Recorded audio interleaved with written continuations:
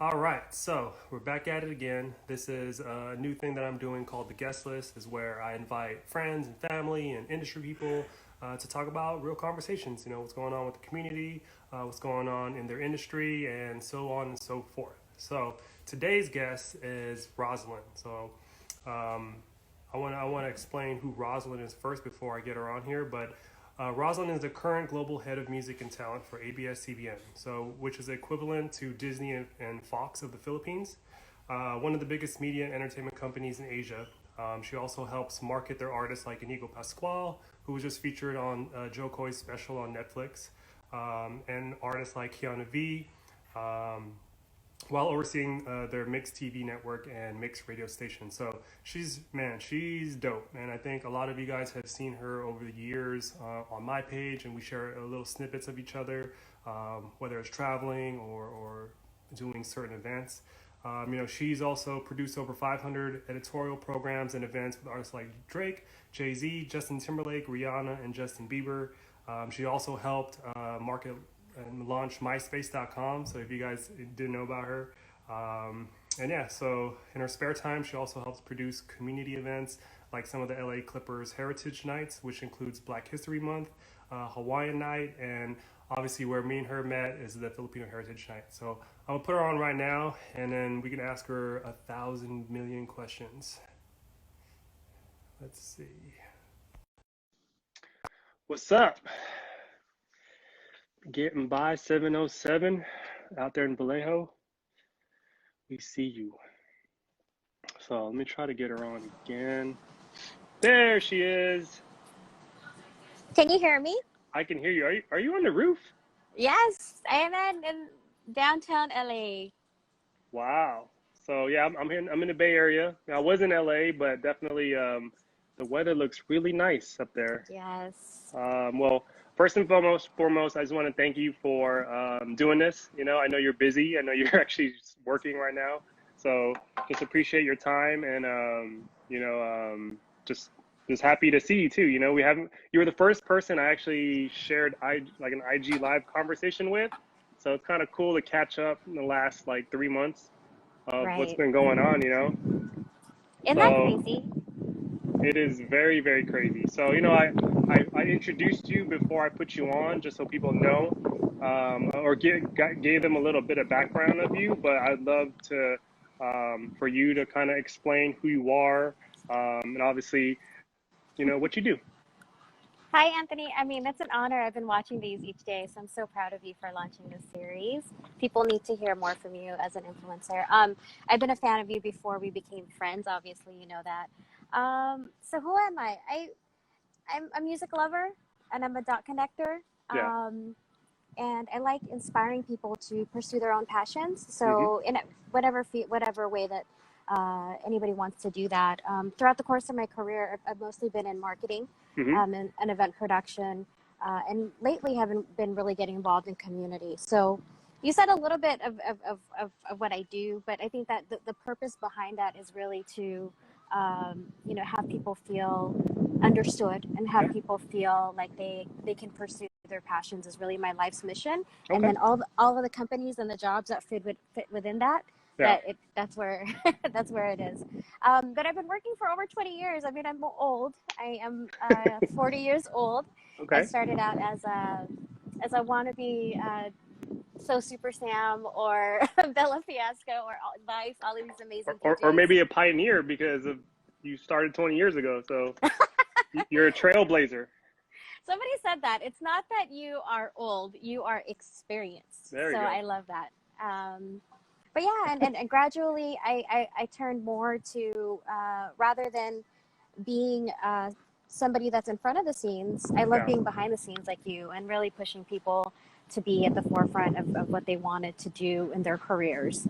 So whether that's college students, whether that's artists or DJs, I love being Yeah. the event producer and the promoter and putting things together. Okay. So I mean, you mentioned that you're in LA. So are you born and raised in LA or where are I'm you born from? in, well, yes, I'm born in Los Angeles, technically, Okay. at the General Hospital, but I'm from a city that everybody knows, that I talk about 99% of the time, is Walnut, California. It's a small city next to West Covina. Not Walnut Creek. Not Walnut Creek. Don't get it twisted, because they always ask, "Are you from the Bay?" I'm like, "No, Yeah. Walnut and Walnut Creek are different places." But yeah, from Walnut, and I would say that's where I was really raised, where I went to high school. Hi, Canvas Music. And you know, I read in your bio that you helped launch and market MySpace, you know, and that was, for me, that was my first taste of social media, and definitely uh, uh, um, a site that I used to help promote parties, you know, and events and all that stuff back in the day. So what did you like do for them? I mean, I know you told me behind the scenes what you used to do, but I definitely want people to know, because I mean, some people might not even know what MySpace is. Were That's the you ever scary on part. Friendster? No, I Went think I straight was to like, MySpace? yeah, I went straight to MySpace. Oh, there was Friendster, there was Asian Avenue, there was Black Planet as well. Okay. At the time, yeah, so what I did, I was the first person hired for music and artist marketing. So Yeah. what the creators, you know, Tom Anderson really wanted MySpace to be was a platform specifically for creatives Yeah. and for artists. I met them because I was the marketing director of the National Association of Record Industry Professionals, and we Hmm. would put together panels and workshops for people in the music industry. Yeah. So they actually came to one of our workshops. It was packed, people from, you know, record label executives to artists, etc. And they said, "How can we get involved in the music industry? How did you get so many people here?" Yeah. And so we had a meeting, and I started talking about the stuff that I was doing on the side, which was producing. At the time was you know, underground hip hop clubs, but concerts and stuff like that. Working a lot with the artists on my show. So it was artists like The Far Side, A Tribe Called Quest, and, you know, De La Soul and some of that. And I said, you know what, the way that we really could get people on here fast is through events and Yeah. through utilizing the artist fan bases. So my first year was really trying to get everybody to understand why they needed a social platform or a Hmm. profile. Yeah. See, this was before Instagram, before Twitter, before YouTube. So it was really hard because, Yeah. again, if you think about the only sites at that time were really Black Planet or Asia Avenue, people thought social networking was just for people that wanted a date, Yeah. or, you know, Yeah. and it was very taboo at the time. So when I started, I met with a lot of labels, managers, trying to get them to convince them of why their artists should create profiles. And I Yeah. heard no a lot of the time. And then I started to think of like, but I do see the benefit of what this would help, you know, artists for. And Yeah. I get it why they didn't want it, especially labels, because now an artist can just release music. So Exactly. before, an artist had to get signed and then have a label, you know, produce CDs and they get Hmm. released. But with something like Yeah. MySpace, they can just release it at any time. And they Anytime said they want. Yeah. there's no way that artists are gonna be like this personal. You know, Yeah. they want to be a mystique and they want to be a character. And so after hearing a couple of those no's, we had a launch party for the Black Eyed Peas Tagalog song called the Apple Song with Apple Yeah. of Black Eyed Peas. So I asked MySpace if they could be a sponsor of that event. And that was really the first MySpace.com like artist party. And the Okay. reaction and the amount of people that we got to join immediately after that was huge. And It's then crazy. promoters promoters like you, we hit a light bulb because we used to go to Kinko's, we used to print out flyers, go out, you know, stand I outside learned clubs and hand I them learned out. how to HTML. I learned how to code my page and the bulletin, right? It's called the bulletin. The So bulletin. I stay up all night just adding people one by one. Man. Yeah. Which is crazy So, because I've also saw, you know, I saw the interviews that you used to do with people, from like a kid Justin Bieber to unbearded Drake, you know, to like just everybody. So it was amazing to see 20 years later that these guys are the biggest musicians, artists on the planet now, you know. So that's pretty cool to me. yeah, I think Um, what was interesting about that time, well, there's a couple of reasons why I started creating content. But first, talking about how promoters started utilizing MySpace because we saw the value. We're like, well, we can hit 1,000 people with one post rather than having to yeah. print out these flyers and go door to door. You know, Joe Coy talked about it in an early interview that he used to put his MySpace URL on his flyer. Little John used to wear MySpace.com/Little John shirts because it was the first time that we each could have our own website and we could talk to Hmm. people because at the time making a website was so expensive. Yeah. right? Like now it's like $10, but Yeah. back then you had to know a graphic designer and all this shit.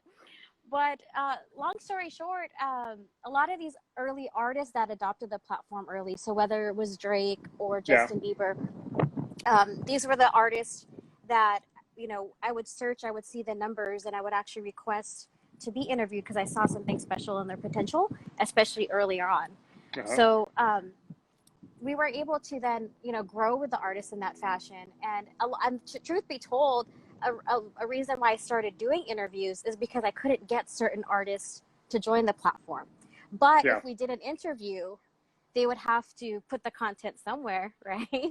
So if we Yeah. did an interview with Kanye West had to create a profile, or Diddy, or whoever these people were, so we could put the interview somewhere. And then once they started using it, their friends started using it, then more people started using it, of course, and their fan base started seeing them on it.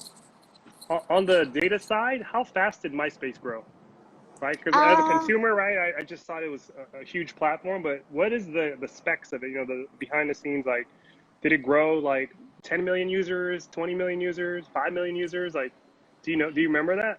yeah, it grew really fast. So I joined the team when there was about 1.6 million users. Okay, And then there's only 146 hip hop artists. So that's what I can speak to because I helped and I created MySpace Hip Hop, or a place for hip gotcha. hop. Within the span of 2 years, we had 2 million artists. So we went from 146 to 2 That's a million. lot. And That's then by incredible.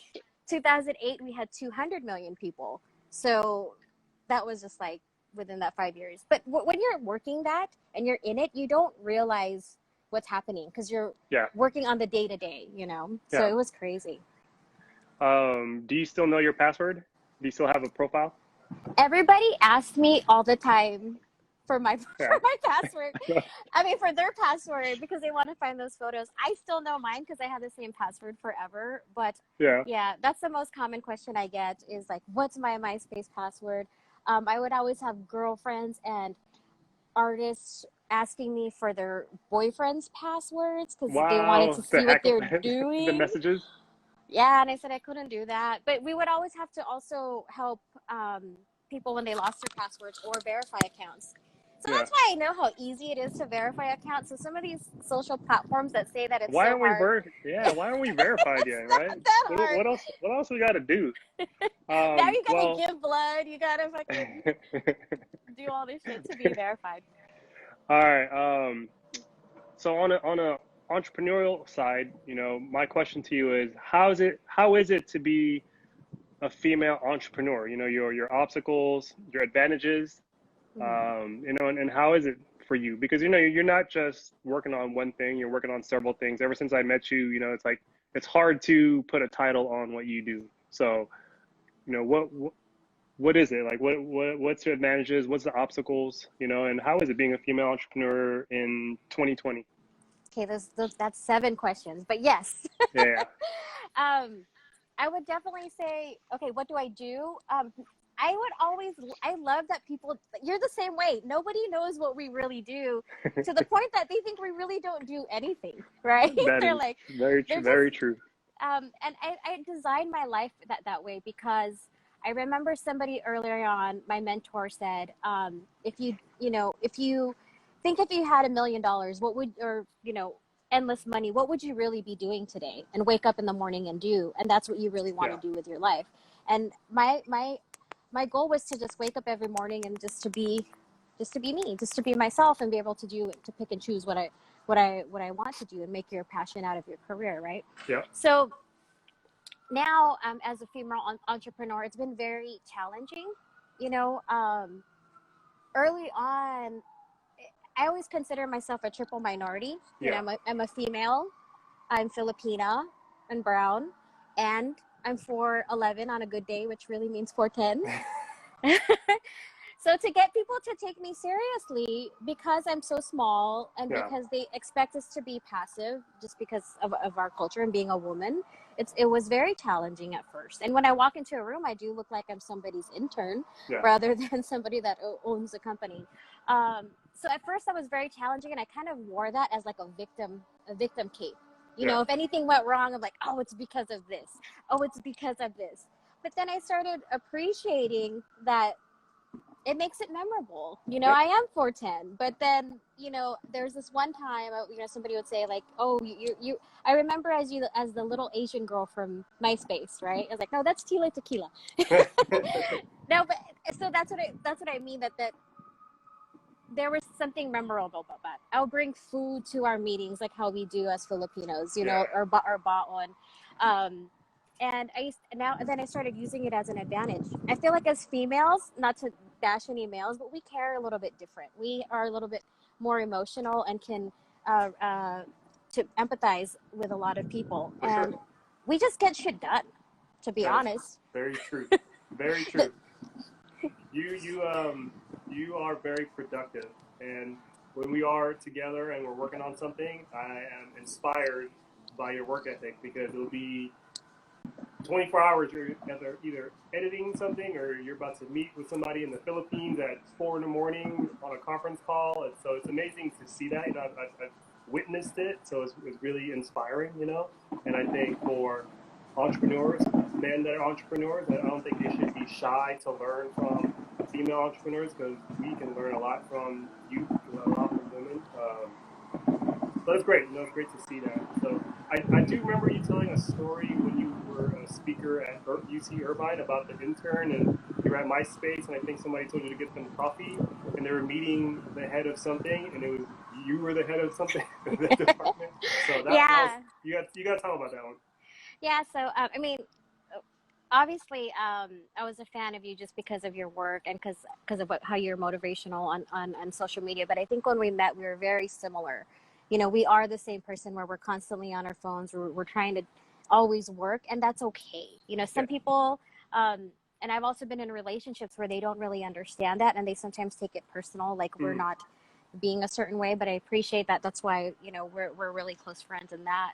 But yeah, that was a literal story. I don't want to put the artist on blast, but I went to the elevator to greet them, and they Mm-hmm. said that we're meeting the head of artist relations, and I said okay, and they said, well, can you get me a cup of coffee before I could even announce who I was? So I said okay, and so I went to go get the coffee. I came back, and then I walked them into my office, and I sat around behind my desk, and they're like, what? And they're like, oh shit. I'm like, yeah, I'm the head of talent relations, and they just started laughing. I was like, no, I just and they didn't expect that, and I loved Yeah. it. I actually like those moments. I used to think that and I learned this from artists that I was close to, especially when they're on the middle cusp, when they're known but they're not. So Yeah. they would slightly get recognized, and they were like, oh, you look like so and so. And then they would say, oh, I do? Oh, handsome guy. And Yeah. they wouldn't even tell the person. I was like, that's a really great way to live, is to, not really have to always feel like everybody needs to know what you do. And Mm-hmm. sometimes it's benefit that way, because you can get to know people. Certain people will treat you different based off of what they think that you can do for them. Okay, for And sure. so when I get to meet somebody and they're just a good person, it makes me that much more want to work with them, because they don't because sometimes when you see somebody and then they ignore you, and then after they learn what you do, then they want to Then they talk to become you. buddy buddy. Yeah. I hate that. I hate that. That is Yeah. terrible.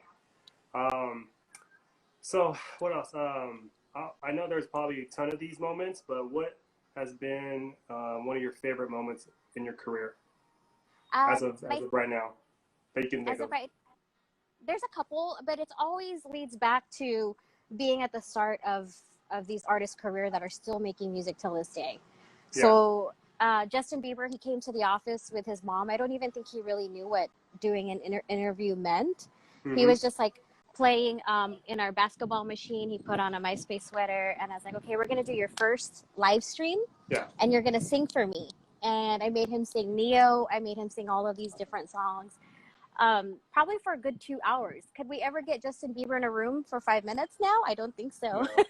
But a year later, he was on the red carpet of the Grammys, and I was hosting for CBS that year. And to see Yeah. him walk down with his mom, and then I brought him on the carpet, and I saw his mom there, and it was just like, wow, this could happen in the span of a year. Yeah. Or Drake, he was getting millions of plays on MySpace because he was giving away his music. But I couldn't get a hold of him because he didn't have a manager. And so Ryan Leslie was opening up his show at Cal State LA. So I asked Ryan, I said, could I come interview you? And then while we were backstage, I found Drake and I said, can we do an interview? It's for MySpace. He's like, I love MySpace. I was like, but I can't get a hold of you because you have no people. So That's you could cool. tell he wasn't media trained. I still have this interview on my YouTube. It's really shitty, but I don't want to take it down You because gotta it's so monumental. repost it. You gotta post it. Send that to me later. I'm gonna post it. But but I loved it because he wasn't media trained either, and you could tell that he was like, he was laughing. He was telling me about his top 8 and Tiger. Like, it was just so raw. And Yeah, then now to go to a sold out concert, it's just like, wow. Like, it's you see amazing. his house? It's like, It's what? amazing. His house is so amazing. Yeah, I seen the magazine. I seen obviously the music video was really dope. And then on the flip side of that, is there a bad moment that you can remember um, during your career and how you overcame that? Yeah, there's a couple. The first one is at one of my companies. Even though I had been there a while, I never had a degree in marketing. Mm-hmm. I went from a UC studying law to transferring to a JC to study communications, radio, and television because that shit was fun. And Yeah. that was like, it didn't feel like school, right? Mm-hmm.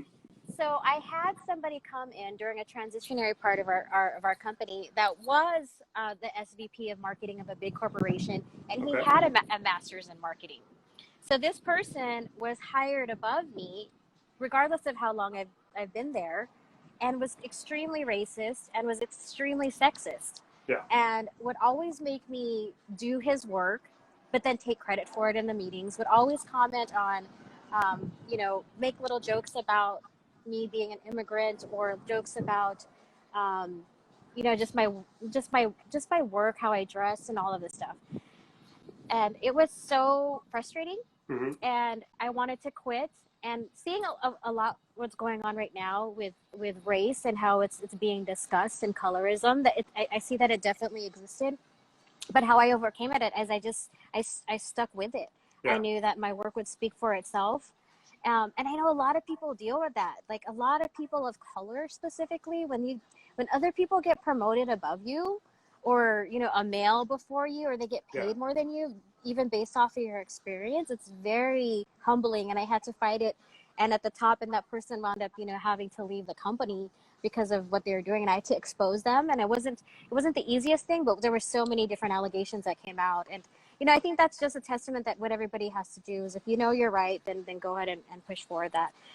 The second thing was most recently, and I think I told you, it was like so frustrating, is that I got my first mean DM. Okay. And I didn't really start working within our own Filipino community until recently. I Mm-hmm. went to the Philippines in 2016 with the Apple, the Black Eyed Peas, and will.i.am, and Joe Coy, Cassie, Leanne V, and executives from Netflix, YouTube, etc. And so on that trip, it was my first time at 36 years old. I always thought I never had time for the Philippines. I always thought it was scary. I always thought it would take too long, that I couldn't take that much Yeah. time off work.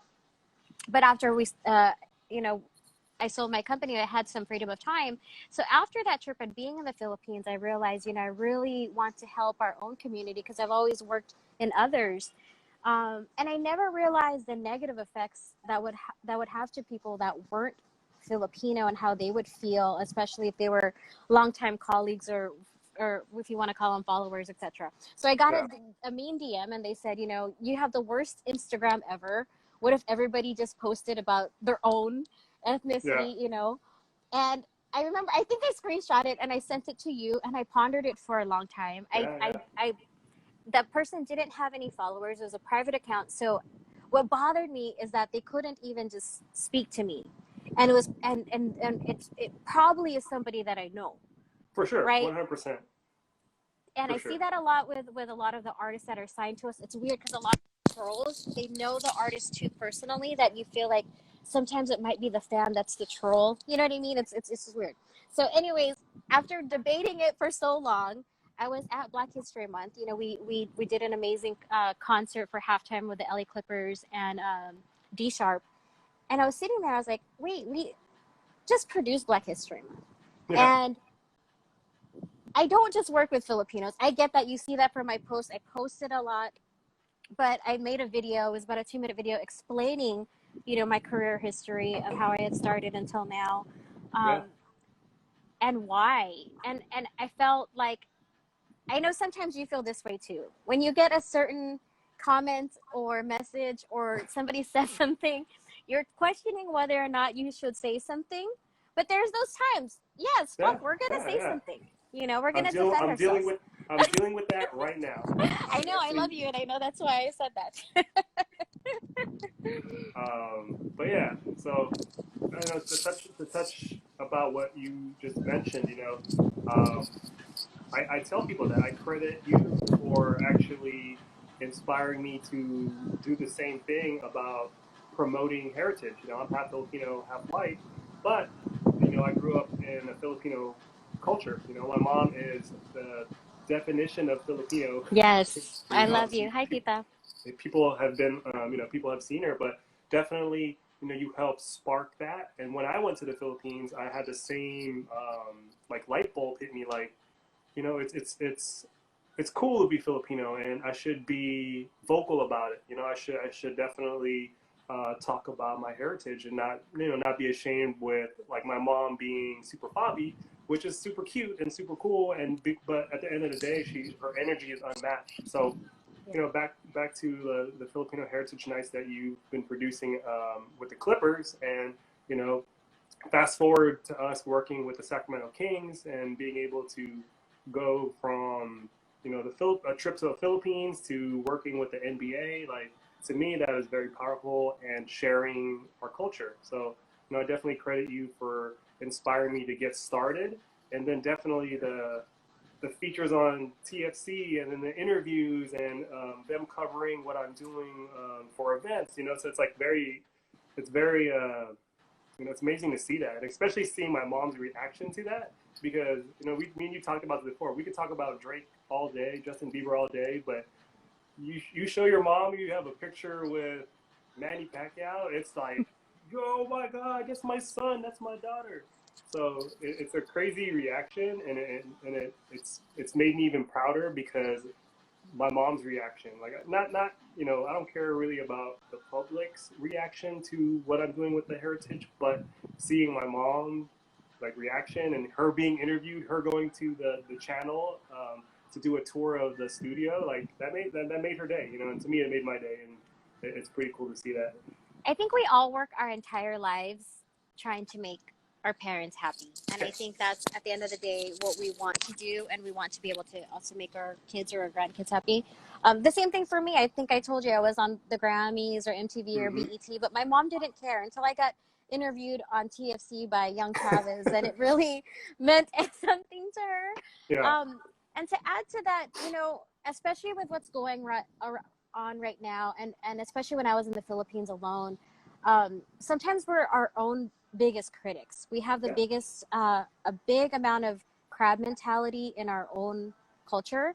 And one of my responses to that question was, it's like, what if everybody was proud of who they were? What if Yeah. we 100% loved who we are? You're not just half white, half Filipino. You're 100% Filipino. You're 100% white, and that's okay. Absolutely. Um, but why do we hate ourselves to the point that it's like it's seen as negative if for promoting our own? A lot Yeah. of people, there's amazing programs like Black Girls Rock, or there's a lot of Latinos in media groups that really Mm-hmm. celebrate who they are. But why, when it comes to our own, it's like, they're mayaban, or Yeah. they're Yeah. like, I love that the community is really rallying against different organizations right now and protesting and marching Yeah. and stuff. But I want to see that within our own community. There's For so sure. much criticism of people, that do things on a global scale. Like, for example, people can criticize, if somebody does this concert or somebody does this thing for the Philippines, oh, they're not Filipino enough, or they didn't do this. Yeah. It's like, but why do we do that? Yeah. Like, here's another example. I'll book an artist for a certain event, and I'll see people around the world internationally be excited about the artist. but it's our own community that's saying, oh, this artist shouldn't be picked for the Philippines, or this person shouldn't do this. And it's like, wow, you're doing that to your own. You know what I mean? If you don't have something positive to say, especially if it's that critical, but why are you saying that? What's making you hate your own community so much that you feel you have to do that? I think definitely it's a lot of self, a lot of insecurities, a lot of things that's going on with that person as well, and I think that's how they deal with it. They want to like shoot down whoever they can shoot down. So yeah, but I don't want to hold you up too long. But I do want to ask you, what have you been doing during quarantine? We are on the back end of things right now. Restaurants are opening, venues are opening, slowly but surely. But what have you been doing the last 3 months? I've slowed down, Yeah. right? Wasn't it crazy that you and I travel so much that they're like, you can't go anywhere. We're like, what? What?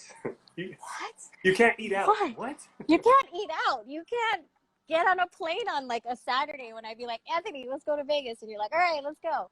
Yeah. It made me really reevaluate a couple of things. That mentally, there were times, and there are times that I'm not okay. Mental health, like, it's challenging because we work in entertainment, and they think a lot of the times they think that our roles are like disposable. What we do is really not that valuable because it's entertainment. But you see people, when we lose our sports, our films, and our TV shows, or our events, what it does to people. So it made me realize the value of it, but also be okay to say, like, I'm not okay right now. I need to meditate. I need to talk to a therapist. And I started looking around the room at all the material things that I had, and cars or whatever. It's like, does this really even matter? Especially in quarantine, you realize, when you're not, having income in certain areas, you're like, why did I need this? And for who was I buying that for? So it definitely made me think of that. But it also made me think about self-care, and also learn patience of people that I live with, and how to balance balance time, and balance, like, you learn a lot about yourself and your quirks and what you could change. Yeah. But most importantly, it's to how to be innovative, and how do we still continue to do what we love given the climate. We don't just give up. A lot of our artists, we had to shift to digital. Now there's platforms launching, like Stage It, that Rome is launching, which is a digital venue. So people can pay tickets, and they can go to these concerts, and they want to make them beautiful. BTS just broke the record. I think it was like 20 million that they made, or something like that. So how do we curate these events still, because we on the ground of what they need for? And I love that you're bringing Sundays back. And it might be a minimal amount of people, but the reason why is because people need to be together, and people need to experience together. They need to laugh. They need to hear good music. So how do we do that in any shade of a climate is really what I've been focused on during these times, and how to be innovative, for sure. Okay. Well, again, thank you for your time. I don't want to hold you up any longer. I'll probably text you later. But again, I appreciate you sharing some words. Definitely, I think it's cool that we get to communicate at least still, and I can't wait for us to get back on the road. You gotta come to LA. Yeah, a couple weeks. But We'll do more of these. I am happy that you're doing good, and again, I just learned more. I used to talk to you and see you almost every day, and now I'm learning more about you, and really respect what you've done and accomplished, and I can't wait to catch up. I'm proud of you. I can't wait to come to some days. I love you, and we're gonna play basketball soon. Yeah, on the court. We need all the Filipino Heritage Nights all over the country, like we planned. NFL, Major League Baseball, whatever it is, soccer. Yeah. All right. So I'll talk to you later. All right. We'll talk soon. Thanks, Thank Roz. you, Anthony. Thank you for having me part of this.